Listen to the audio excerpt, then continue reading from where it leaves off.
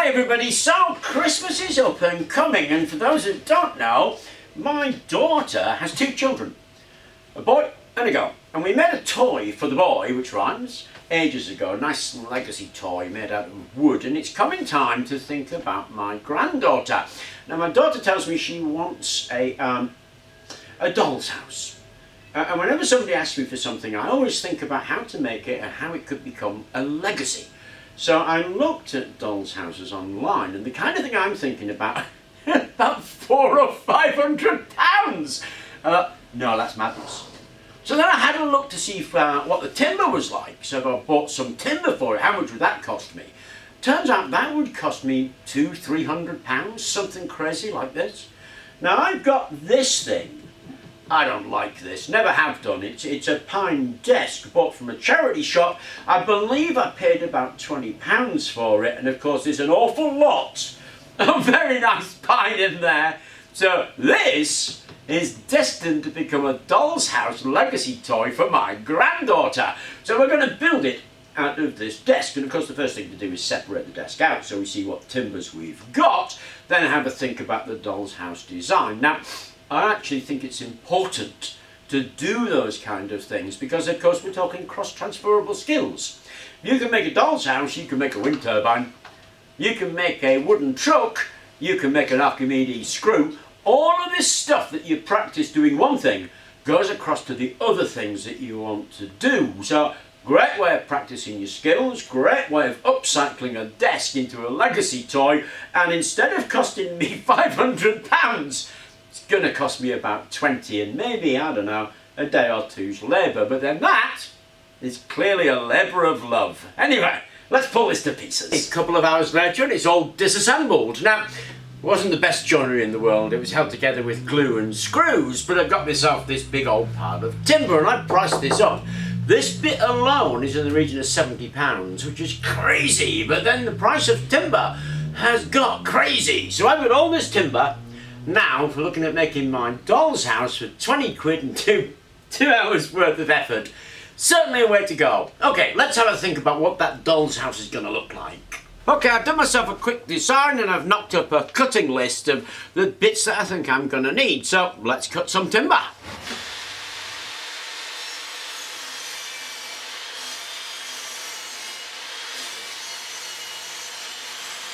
So I cut out all my boards to make sure I've got actually the timber I need, and this is the idea. It's going to be 4 boxes, so 1, 2, 3, 4. These 3 fit in that one so the whole thing can collapse.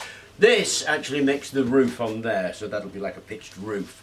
So there's those 4 boxes to make, and obviously a bit of detailing, cutting in windows and doors. Mostly, it's going to be an awful lot of sanding. Now because it's for my 2-year-old, there'll be no screws in this. So, let's sand it, cut in some detail and see how we get on.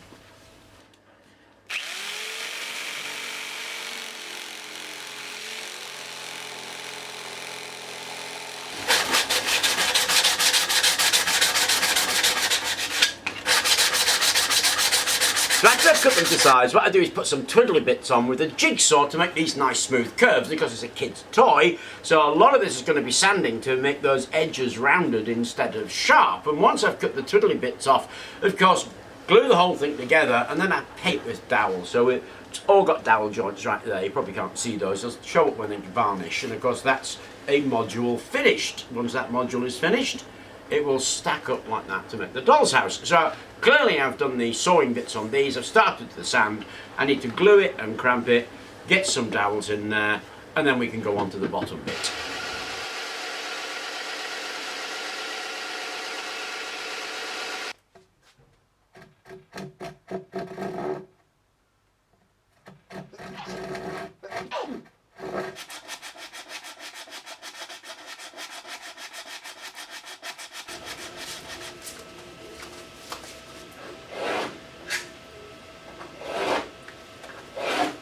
Okay, that's it varnished and together. So the only thing I need now, obviously, is some stairs to get from here to here and from here to here. And to do that, well, I've got this. It's a lump of door frame, actually. I'm going to cut it down to 1/2 meters and laminate it up.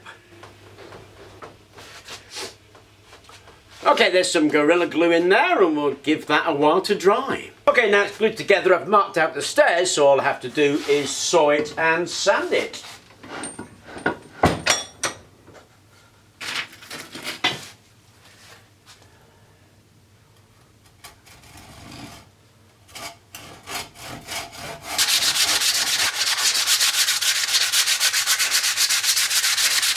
Okay, so I made 2 of them. Now there's this little peg here. Why? That will become obvious in a minute.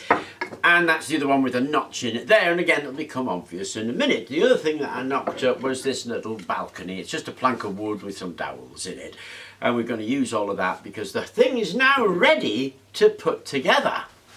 So the idea is it packs its way into its own box. So this window serves the function of a handle. And then the bottom floor becomes a box for everything else. Let's pick everything out.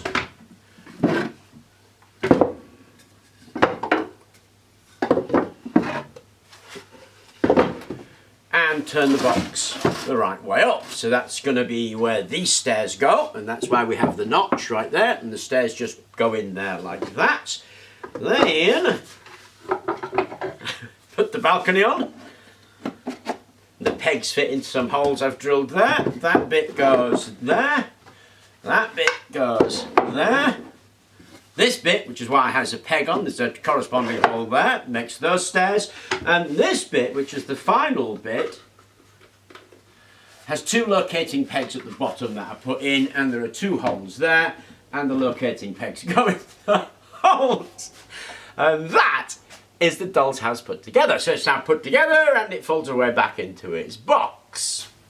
There you go, that's it with a whole load of 1 in 12 furniture. Now, as I said, this is a present for my granddaughter, and I think spent about £20 on it. It took me about 3 days to build, and I did check out the price and found one similar for £350. So I don't have to spend a fortune, worry about it being delivered so close to Christmas, which is not going to happen.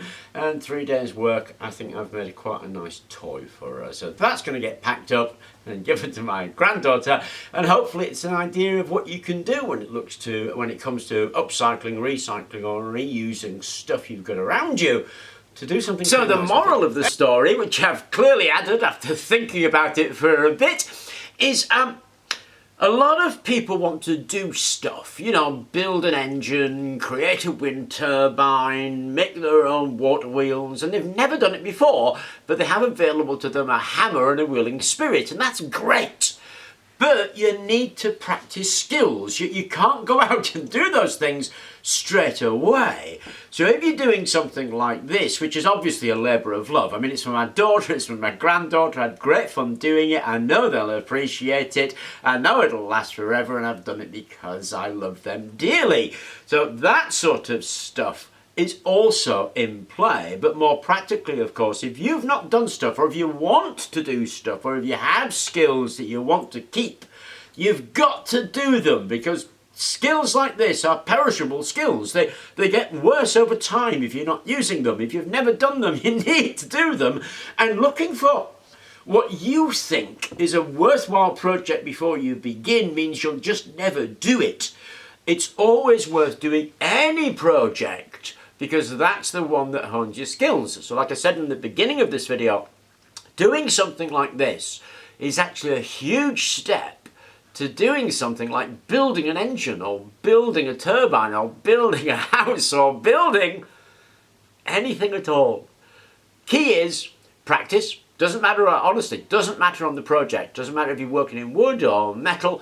You're practicing skills. You're going to acquire those skills. There's no better way to practice than something for your nearest and dearest. Anyway, I hope you enjoyed the video. Thank you very much for watching, and please do remember to like and subscribe.